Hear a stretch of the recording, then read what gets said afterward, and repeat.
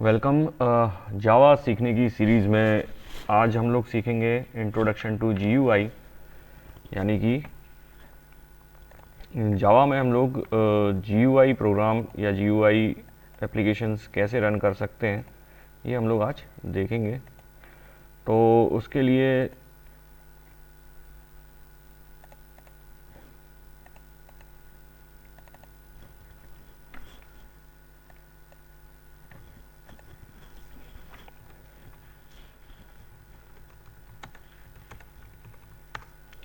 कुछ बातें हैं जो आपको पता होना चाहिए जीयूआई सीखने के लिए। कि पहले देखिए, अभी तक हमने जो भी प्रोग्राम देखे वो सभी कंसोल एप्लीकेशन थी। कंसोल एप्लीकेशन को अगर मैं आपको बताऊं तो जो आपने देखा होगा कि कमांड प्रॉम्प्ट पर जो आउटपुट आता था वो कंसोल एप्लीकेशन थी। हम लोग कीबोर्ड से इनपुट देते थे और आउटपुट भी आपका आता था, और जो ब्लैक सी स्क्रीन आती थी वो सभी प्रोग्राम हमारे कंसोल एप्लीकेशन कहलाते हैं। इनपुट आउटपुट कंसोल पर आ रहा था। अब हमको काम करना है जीयूआई पर। जीयूआई कमांड यूज़र इंटरफेस से या कंसोल एप्लीकेशन से काफ़ी इजी पड़ता है यूज़र के पर्सपेक्टिव से, क्योंकि जीयूआई एक ऐसा इंटरफेस है जो अलाउ करता है यूज़र को इंटरेक्ट करता है, स्क्रीन के थ्रू इंटरेक्ट कर सकता है। मतलब यूज़र जो है वो स्क्रीन से इंटरेक्ट कर सकता है जीयूआई कंपोनेंट के फॉर्म में। यानी कि मान लीजिए आप कंसोल पर काम कर रहे हैं तो आपको पता होना चाहिए कि इस काम के लिए ये पर्टिकुलर एक कमांड है। बट अगर आप जीयूआई यूज़ कर रहे हैं तो वहाँ आपको उसके लिए बटन आपको मिलते हैं। मान लीजिए किसी बटन पर ओपन लिखा है तो आपको पता होगा कि ओपन बटन से ओपन ही होगा या क्लोज़ के बटन से क्लोज़ ही होगा। तो एक जिसको ज़्यादा जानकारी नहीं है उस चीज़ की, तो वो भी उसको अच्छे से चला सकता है, उस प्रोग्राम को अच्छे से चला सकता है। इसलिए जीयूआई का उपयोग ज़्यादा किया जाता है। अच्छा, यहाँ हमको जावा में जीयूआई यूज़ करने के लिए हमको दो एपीआई ग्राफिक एपीआई हमको मिलते हैं ग्राफिकल प्रोग्रामिंग के लिए। तो जो पहला है वो है हमारा एब्स्ट्रैक्ट विंडो टूलकिट,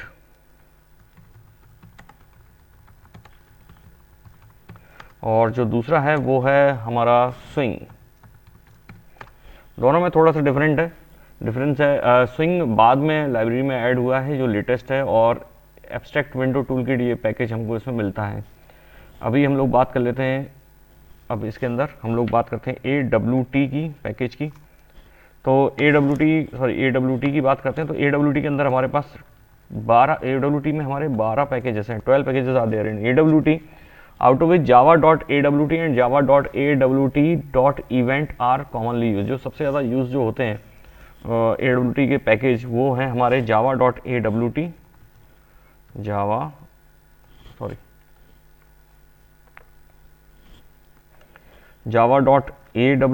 और java.awt, और जो दूसरा यूज़ होता है वो है हमारा java.awt.event।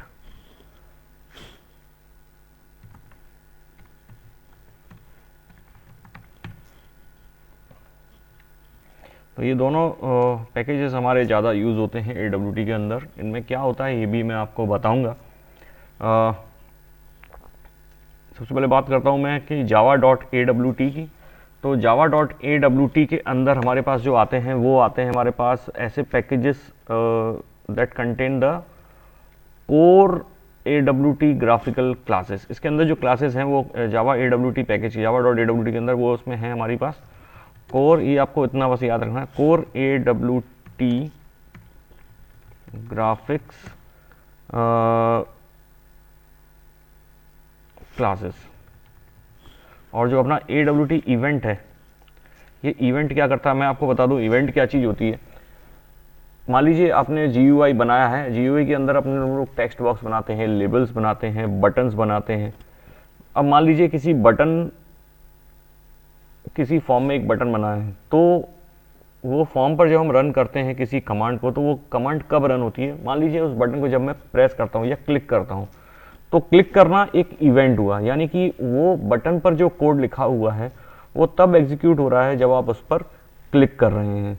यानी अगर आप उस पर क्लिक नहीं करेंगे तो वो कोड एग्जीक्यूट नहीं होगा। कौन सा कोड एग्जीक्यूट होगा? जो उस बटन पर कोड किया हुआ है। तो क्लिक करना एक इवेंट हुआ।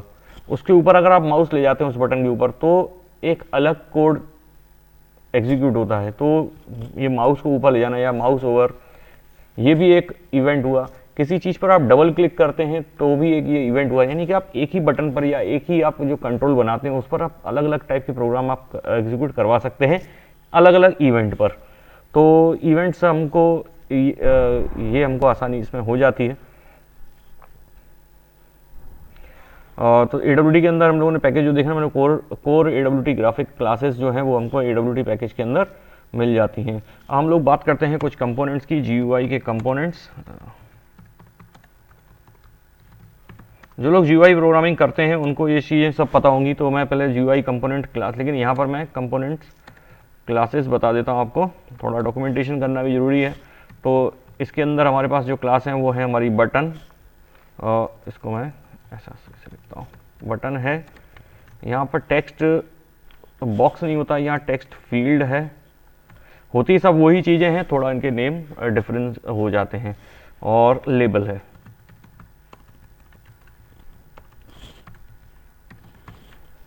तो ये तीन चीज़ें हमको मिल गई इसमें GUI कंपोनेंट क्लासेस के अंदर। अब उसके बाद है हमारी GUI container class.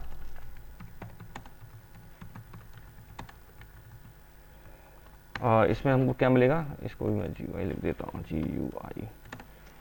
GUI container class. और कंटेनर क्लास के अंदर हमको मिलता है फ्रेम और पैनल, और इसके अलावा मिलता है डायलॉग बॉक्स जो होता है डायलॉग। इसके अलावा मिलता है हमको स्क्रॉल पेन होता है इसमें, और हॉरिजॉन्टल और वर्टिकल स्क्रॉल हम लोग इससे कर सकते हैं। इसके बाद आता है हमारा लेआउट मैनेजर, और लेआउट मैनेजर में हमको मिलता है फ्लो लेआउट।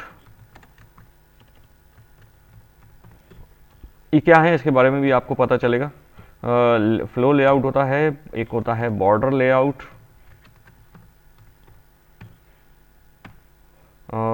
इसके अलावा होता है हमारे पास ग्रिड लेआउट, और जो होता है, हाँ अभी ये तीन ही चीज़ें होती हैं लेआउट मैनेजर में। इसके अलावा जो चीज़ होती है वो ही हमारा कस्टम ग्राफिकल क्लासेस होती हैं कुछ।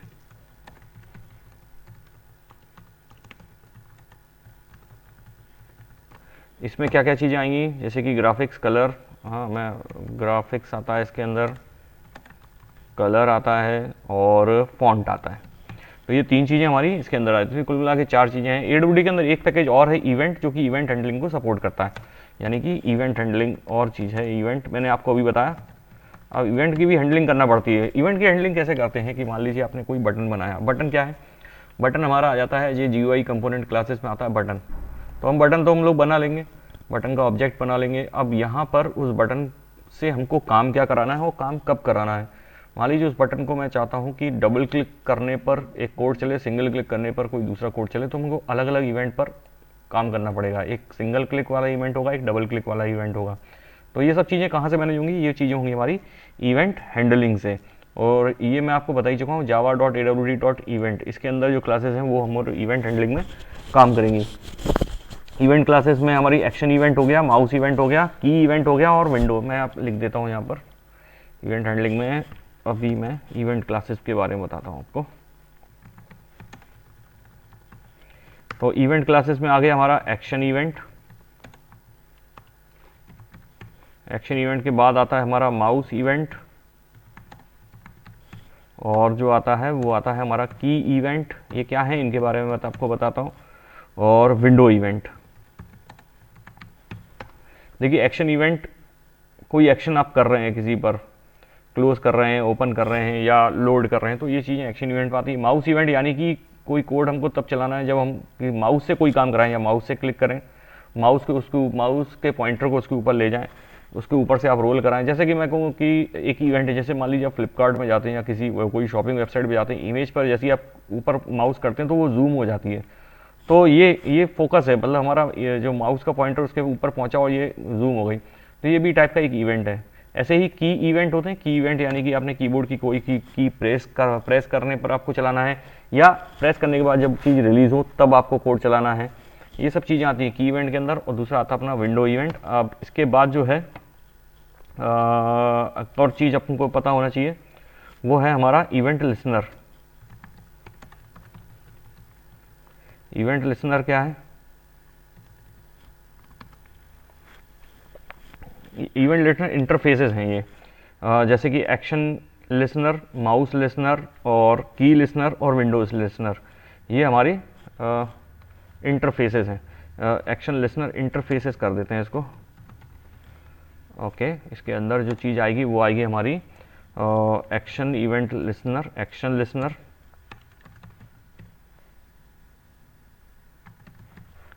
माउस लिसनर और आएगा हमारा की लिसनर और विंडो लिसनर। अगर आपको इंटरफेस नहीं पता है तो आप पुरानी वीडियो में जाके इंटरफेस ढंग से पढ़ सकते हैं। तो ये सब काम हो गया हमारा GUI के बारे में, पूरा डॉक्यूमेंटेशन। आगे देखते हैं। यहाँ पर एक चीज़ अब हमको एक चीज़ यहाँ पर सीखना पड़ेगी, वो है कंटेनर। कि ये कंटेनर क्या होता है और कंटेनर के अंदर फ्रेम और पैनल ये क्या चीज़ें होती हैं। GUI कंटेनर में हमने जैसे कि पढ़ा कि फ्रेम है, पैनल है, तो इसके बारे में आपको बता देता हूँ, बाकी चीज़ें तो आपने शायद जानते हैं। तो फ्रेम क्या है? Frame is a container of an AWT GUI program. और पैनल क्या होता है? Panel is a rectangular area that is use to group related GUI components. यानी कि आप एक चीज़ों को ग्रुप कर सकते हो। जैसे कि आप कैलकुलेटर बना रहे हो, तो कैलकुलेटर बनाने के लिए मान लीजिए आपने फ्रेम में आपने अपने फॉर्म में एक कैलकुलेटर डिज़ाइन किया है साइड में, तो आप वो पूरे जो बटन्स हैं उनको एक पैनल में डाल सकते हो, क्योंकि वो एक ही तरीके के लिए चीज़ों के लिए बने हुए हैं कैलकुलेटर के प्रोग्राम के लिए, उसका दूसरा जगह यूज़ नहीं है। तो ये सब चीज़ें हम लोग डाल सकते हैं पैनल के अंदर। और जैसे कि मैं कहूँ खाने की थाली क्या है? खाने की थाली एक कंटेनर है और कटोरी एक पैनल है, समझ सकते हैं आप। तो कंटेनर के अंदर हमारा पैनल होगा, ठीक है। तो जो पूरी चीज़ें, जो पूरा फॉर्म जो है वो हमारा कंटेनर के अंदर आएगा। और कंटेनर के अंदर अगर मैं एक छोटा सा ग्रुप करके कुछ कंट्रोल्स उसमें डाल दूँ तो वो होगा हमारा पैनल। और जैसे कि खाने की थाली एक कंटेनर है और कटोरी हमारे पैनल हो गई है। और यहाँ हम लोग क्या करेंगे? फ्रेम क्लास का ऑब्जेक्ट बनाएंगे तो फ्रेम बनेगा, पैनल क्लास का ऑब्जेक्ट बनाएंगे तो पैनल बनेगा। मतलब आपको जिस चीज़ का ऑब्जेक्ट बनाना है, जिस चीज़ को बनाना है, उस चीज़ का आपको ऑब्जेक्ट बनाना पड़ेगा। अच्छा, यहाँ क्या है? एक ऑब्जेक्ट हमने कंटेनर का बनाया, एक ऑब्जेक्ट हमने कंपोनेंट का बनाया, और कंपोनेंट को हमको कंटेनर पर दिखाया जा सके इसके लिए हम क्या करेंगे? ऐड फंक्शन का यूज़ करेंगे। तो ये सब चीज़ें हमको प्रोग्राम में पता चलेगी। तो इसके लिए हम लोगों को सबसे पहले एक प्रोग्राम लिखना पड़ेगा। इसके पहले मैं आपको एप्लेट के बारे में बता देता हूँ थोड़ा सा, उसके बाद हम लोग पढ़ना सीखेंगे। इंट्रोडक्शन टू एप्लेट हम लोग सीख लेते हैं। ये एप्लेट क्या है?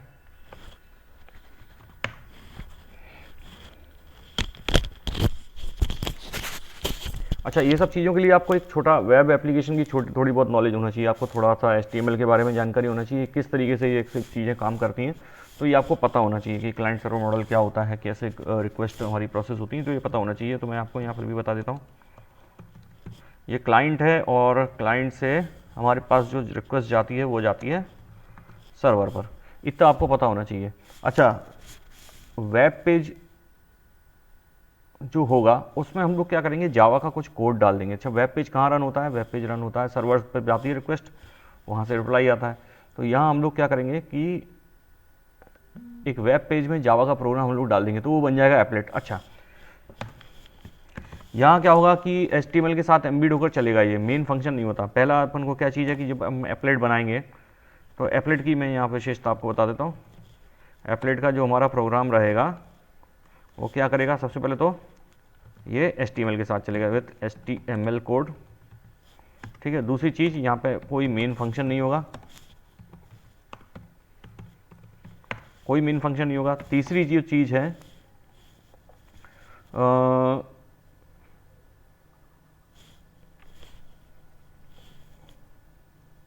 कि जावा प्लगइन होना बहुत ज़रूरी है। जावा का प्लगइन होना ज़रूरी है। आपने देखा होगा कुछ जो प्रोग्राम एप्लेट में बने हुए होते हैं, तो वो जब आप उनको इंस्टॉल करते हैं तो वो जावा का प्लगइन मांगता है आपसे, या कुछ साइट ऐसी हैं वो भी आपसे जावा का प्लगइन मांगती हैं जो एप्लेट को रन करने के लिए। अच्छा, दूसरी चीज़, अभी आजकल जावा का जो एप्लेट में बने हुए प्रोग्राम चलना कम हो गए, क्योंकि जावा स्क्रिप्ट ज़्यादा चल रही है। जावास्क्रिप्ट के चलने से जावा के जो एप्लेट वाले कोड हैं वो चलना कम हो गए हैं, लोग जावास्क्रिप्ट पर माइग्रेट करते जा रहे हैं। अच्छा, क्लाइंट मशीन पर मैंने आपको पहले ही बता दिया प्लगइन होना जरूरी है, ऑन क्लाइंट मशीन, सर्वर पर नहीं, on client machine, client machine CLIENT।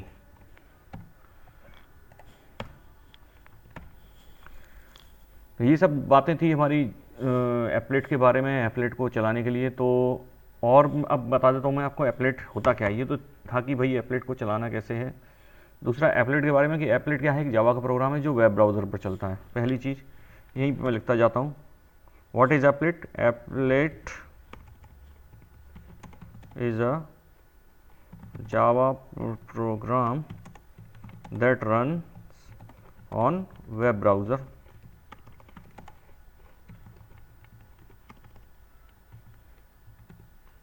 Second जो चीज अपना अगला जो टॉप पॉइंट है वो क्या है कि applet is a container class like frame. Applet जो है वो अपने आप में एक कंटेनर क्लास है,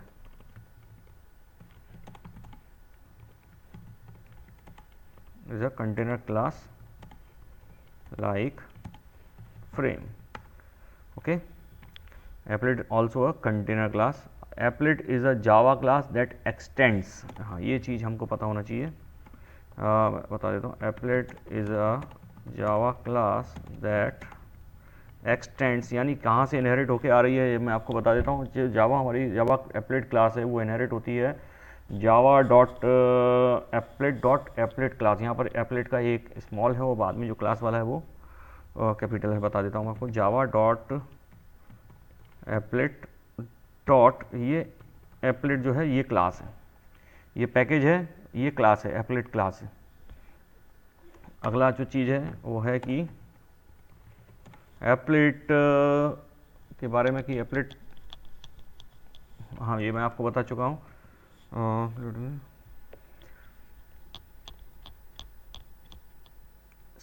अब जो चीज़ है कि मान लीजिए वेब ब्राउज़र में चलाना कैसे इसको, देखिए अधिकतर वेब ब्राउज़र हैं वो एप्लेट को सपोर्ट नहीं करते। तो अब हमको चलाना कैसे, अगर मान लो उसको मैं चेक करूँ तो यहाँ हमको एप्लेट व्यूअर नाम का एक प्रोग्राम मिला हुआ है जावा के अंदर, वहाँ हम अपना जावा का कोड चला के टेस्ट कर सकते हैं। तो विदाउट अगर ब्राउज़र हमको एप्लेट का कोई प्रोग्राम चलाना है तो वो हम चलाएंगे एप्लेट व्यूअर प्रोग्राम से। जो जावा का कोड आपको चलाना है वो आप एप्लेट व्यूअर प्रोग्राम से चला सकते हैं। जैसे जावा सी से हम, जावा सी एक एप्लीकेशन है जावा कंपाइल करने के लिए, ऐसी एप्लेट व्यूअर है। एप्लेट व्यूअर लिखने के बाद आप अपने प्रोग्राम का कोड लिखेंगे, नेम लिखेंगे, उसके बाद आप एप्लेट व्यूअर से इसको रन कर सकते हैं एप्लेट की क्लास को। एक और चीज़ है जो जावा JVM है,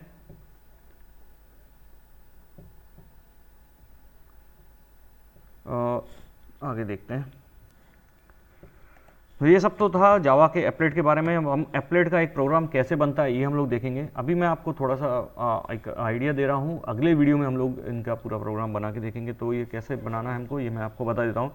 तो यहाँ हमको सबसे पहले जो कोड लिखना पड़ेगा वो हमको सबसे पहले इंपोर्ट करना पड़ेगा। जैसा कि मैंने आपको बताया कि अगर आप एप्लेट का प्रोग्राम बना रहे हैं तो आपको एप्लेट क्लास को यूज़ करना पड़ेगा। तो यहाँ हम लोग लिखेंगे जावा डॉट एप्लेट जो पैकेज है वो, और उसके बाद एप्लेट क्लास।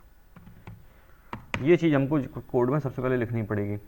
उसके बाद अब मान लीजिए मेरे को एक कोई क्लास बनाना है, तो कोई क्लास बनाना है तो वो क्लास मैं चाहता हूँ कि उस क्लास में जो एप्लेट क्लास जो हमारी है एप्लेट पैकेज के अंदर जो पहले से बना हुआ है उनके कुछ फंक्शंस का यूज़ किया जाए और क्लासेस का यूज़ किया जाए। तो फंक्शंस का यूज़ किया जाए तो क्या करेंगे हम, जो यहाँ हम जो क्लास बनाएंगे पब्लिक क्लास में बना रहा हूँ, यहाँ मैं एक क्लास बना देता हूँ माई ऐप 1 नाम से एक क्लास बना देता हूँ।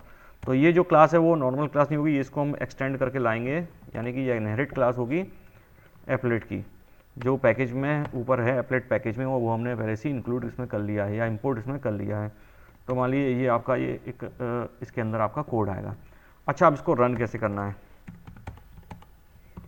रन कराने के लिए भी आपको एक काम करना पड़ेगा। देखिए मान लीजिए आपने कोड कहीं भी लिखा है तो ये डायरेक्ट जीनी से ऐसा रन नहीं होगा, क्योंकि वहाँ हम लोग जावा सी से रन कर रहे थे, और सॉरी जावा एप्लीकेशन से रन कर रहे थे, एग्जीक्यूट करा रहे थे, जावा सी से कंपाइल करा रहे थे। तो यहाँ भी हम कंपाइल तो जावा सी से ही कराएंगे, जावा सी। उसके बाद मान लीजिए माई ऐप जो क्लास थी हमारी, इसको हम लोग रन कराएंगे माई ऐप डॉट जावा।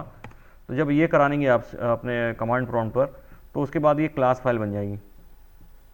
उसके बाद हमारे को क्या करना है अब हमको हमारे पास दो तरीके हैं, या तो आप अपना जो एप्लेट का कोड है इसको HTML के साथ एम्बेड करके चलाएं, या अगर आप यहाँ चलाना चाहते हैं तो आपको क्या करना पड़ेगा, एक HTML फाइल बनाना पड़ेगी और उसको TXT से सेव करना पड़ेगा, आपको TXT से सेव करना पड़ेगा, यानी टेक्स्ट फाइल आपको बनाना पड़ेगी, टेक्स्ट फाइल TXT फाइल आपको बनाना पड़ेगी। और उसके बाद जब आप रन करने जाएंगे तो मान लीजिए आपने एप्लेट कोड आपका लिख दिया है, चलिए तो मैं एक छोटा सा आपको सैंपल देता हूँ क्या लिखना है आपको। एप्लेट कोड ऐसा लिखना पड़ेगा, एप्लेट कोड इक्वल टू, यहाँ आपको देना पड़ेगा जो क्लास हमारी बनी है, तो क्लास कौन सी बनी होगी, ये माई एप वन नाम से क्लास बनी होगी, माई एप वन डॉट क्लास नहीं देना, सिर्फ यही इसी से काम चल जाएगा। और यहाँ बाकी जो उसमें एट्रीब्यूट है वो डाल सकते हैं, हाइट वे तो जो भी आपको डालना है इक्वल टू, यहाँ मैं 300 500 कुछ भी आप डाल सकते हैं, ये HTML में जो लोग जानते हैं उन लोगों को पता होगा। हाइट डाल दिया मैंने 500 और अभी इसको कर देता हूँ बंद, ये लाइन मैंने डाल दी। और यहाँ एप्लेट इसको कर दिया APPLET, एप्लेट को कर दिया है बंद, एप्लेट को चालू किया था मैंने, जी हाँ एक लाइन मैंने यहाँ पर डाल दी। अच्छा, अब ये जो फाइल बनेगी, जो टेक्स्ट फाइल हमारी बनेगी, इसको फिर मुझे रन करना पड़ेगा वहीं कमांड प्रॉम्प्ट पर जाऊँगा, क्लास फाइल मैंने पहले बना लिया, अब इसको .txt से सेव करना है पहली बात आपको, ठीक है। तो यहाँ मैं मान लीजिए आपका C प्रॉम्प्ट आएगा इधर,